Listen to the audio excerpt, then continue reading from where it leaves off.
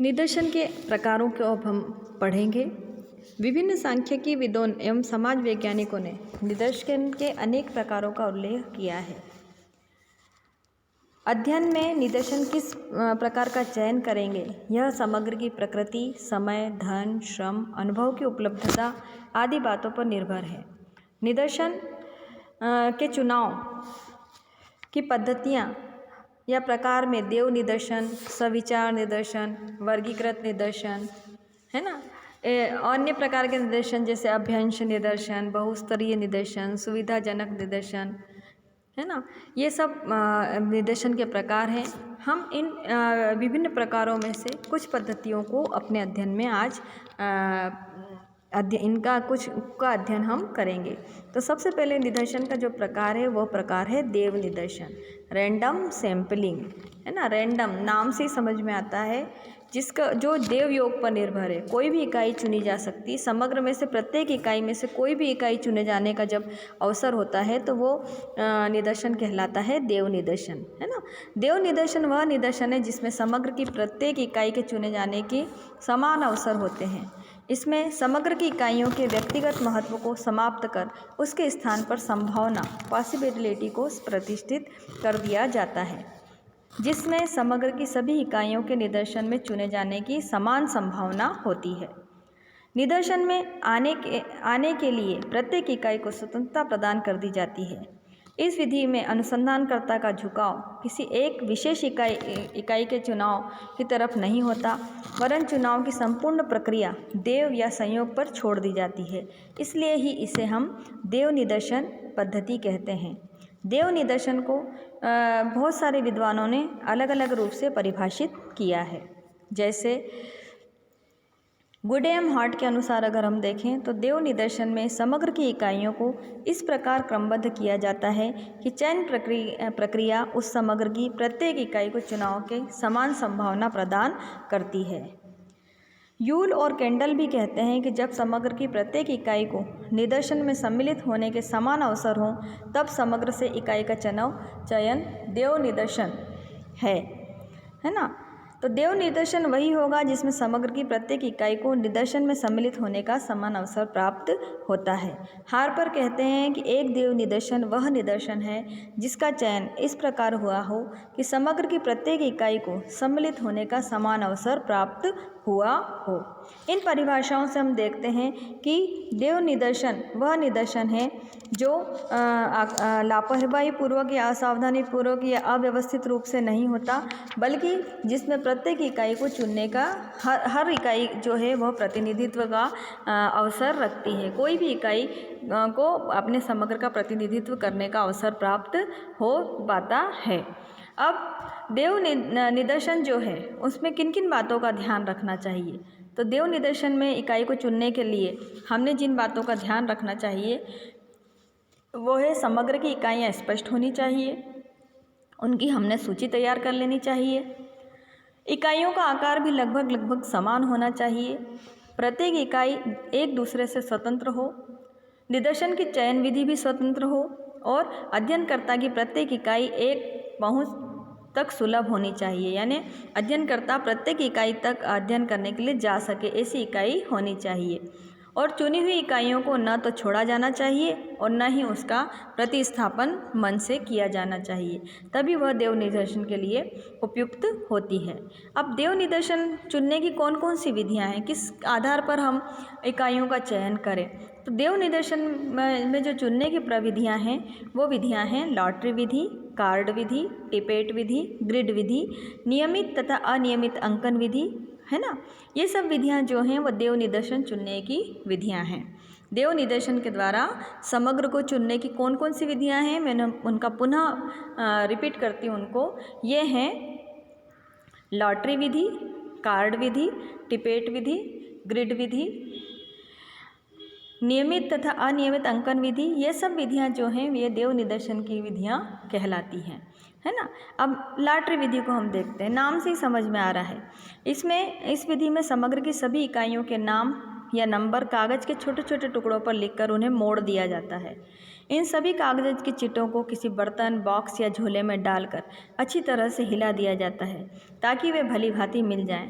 इसके बाद निष्पक्ष व्यक्ति या स्वयं आंखें बंद कर कर उतने ही कार्ड या चिट निकाले जाते हैं जितनी इकाइयों का निदर्शन का अध्ययन हमें करना होता है। इस प्रकार जो इकाइयाँ देवयोग से चुनाव में आ जाती हैं उसका अध्ययन किया जाता है।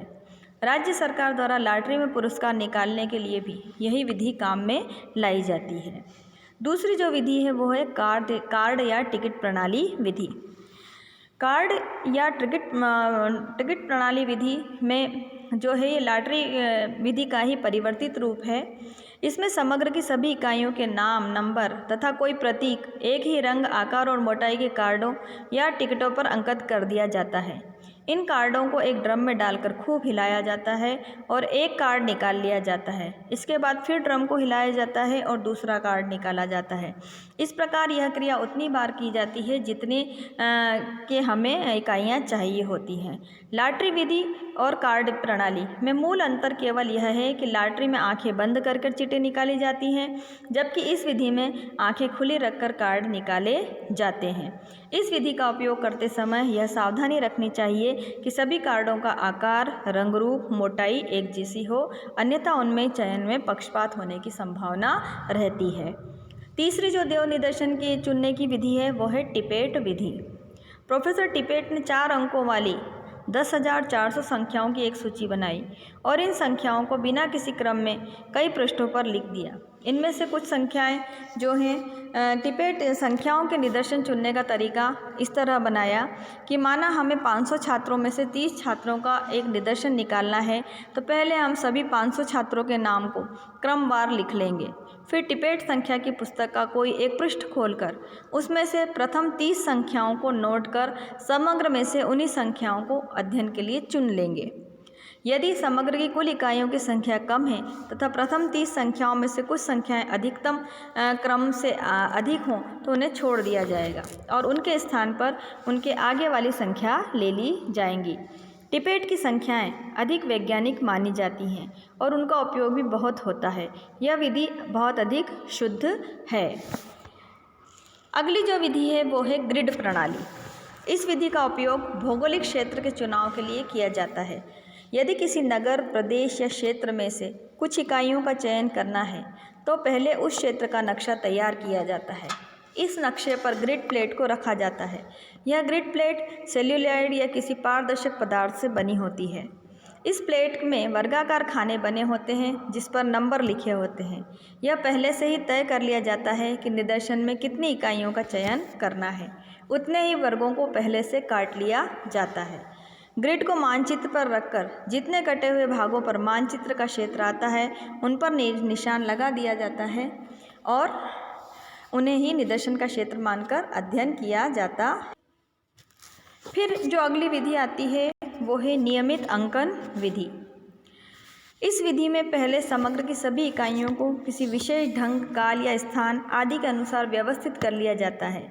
इसके बाद यह निश्चित कर लिया जाता है कि समग्र में से कितनी इकाइयों का चयन निदर्शन हेतु करना है। साथ ही एक इकाई से दूसरी इकाई के बीच की संख्यात्मक दूरी को भी तय कर लिया जाता है। उदाहरण के लिए यदि हमें 100 विद्यार्थियों में से 10 विद्यार्थियों का चयन करना है तो पहला, 10वां, 20वां, 30वां और इसी क्रम में 10 विद्यार्थियों का चयन किया जाएगा। इस प्रकार से काल, स्थान व परिस्थिति के अनुसार भी समग्र की इकाइयों को व्यवस्थित करके उनमें से निदर्शन का चुनाव कर लिया जाता है। इस प्रणाली में पक्षपात की कोई संभावना नहीं रहती है। अगली जो विधि है वो है अनियमित अंकन विधि। अनियमित अंकन विधि। इस विधि से निदर्शन का चुनाव करने के लिए पहले समग्र की समस्त इकाइयों की सूची बना ली जाती है तथा प्रथम और अंतिम अंक को छोड़कर शेष इकाइयों की सूची में से निर्धारित मात्रा में अनियमित ढंग से इकाइयों पर निशान लगा दिया जाता है। उदाहरण के लिए 100 छात्रों में से 10 छात्रों का निदर्शन लेने के लिए पहले हम इन सभी के नामों की एक सूची तैयार कर लेंगे।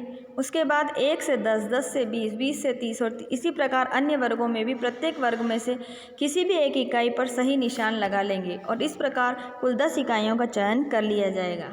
इस विधि में पक्षपात आने की संभावना रहती है।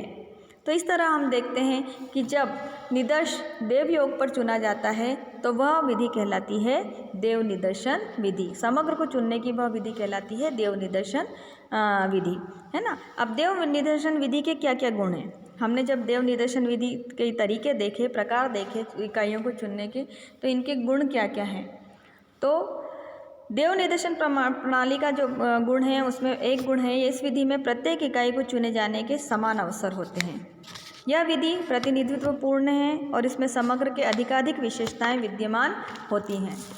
दूसरा, इस विधि का जो गुण है देव निदर्शन विधि का, वो है यह विधि एक वैज्ञानिक विधि है। जैसा कि एफकाप कहते हैं, देव निदर्शन एक प्रकार से समस्त वैज्ञानिक निदर्शन का आधार है। तीसरा, इस विधि का जो गुण है वह है यह निदर्शन की सबसे सरल विधि है। इसमें जटिल या गूढ़ सिद्धांतों का पालन नहीं करना पड़ता। चौथी विशेषता इस विधि की यह है कि इस विधि में निष्पक्षता का गुण मौजूद है और निदर्शन के चुनाव में किसी को भी प्राथमिकता नहीं दी जाती, अतः इसमें पक्षपात आने की संभावना नहीं रहती है। फिर इस विधि में समय, धन और श्रम की भी पर्याप्त बचत होती है। यह विधि मितव्ययतापूर्ण विधि है और इस विधि में इकाइयों के चयन में यदि किसी प्रकार की कोई त्रुटि या अशुद्धता रह गई हो तो उसका भी पता लगाया जाना सरल होता है। इस तरह यह विधि देव निदर्शन विधि जो है एक समग्र को चयन करने की एक बहुत अच्छी विधि है। इस विधि में कुछ कमियां हैं, उन कमियों को अगर हम दूर कर लें तो यह विधि बहुत श्रेष्ठ विधि मानी जाती है। इस विधि में क्या क्या कमियां हैं, आइए अब उन्हें भी देख लें। इसकी सीमाएं क्या हैं, दोष क्या हैं या कमियां क्या हैं, एक ही बात है। तो देव निदर्शन प्रणाली में जो सबसे बड़ी कमी है कि इस विधि में समग्र की सूची होना आवश्यक है। कई बार यह सूची उपलब्ध नहीं हो पाती, तब इस विधि द्वारा निदर्शन ग्रहण करना संभव नहीं होता। दूसरा, यदि समग्र बहुत छोटा है, कुछ इकाइयाँ इतनी महत्वपूर्ण हो कि उनका निदर्शन में समावेश अनिवार्य हो, तो भी ऐसी स्थिति में देव निदर्शन उपयुक्त विधि नहीं होती। जब समग्र में बहुत सारी विविधताएं हों और सजातीयता का अभाव हो, तब भी यह विधि उपयुक्त नहीं होती। और जब समग्र का विस्तार बहुत अधिक हो, इकाइयाँ दूर दूर तक फैली हों, तब भी उनसे संपर्क करना कठिन होता है। उस स्थिति में भी यह विधि उपयुक्त नहीं होती। देव निदर्शन में विकल्प की संभावना नहीं होती। विकल्प के लिए इकाइयों में परिवर्तन करना होता है। ऐसी स्थिति में देव निदर्शन अवैज्ञानिक और पक्षपातपूर्ण हो जाता है।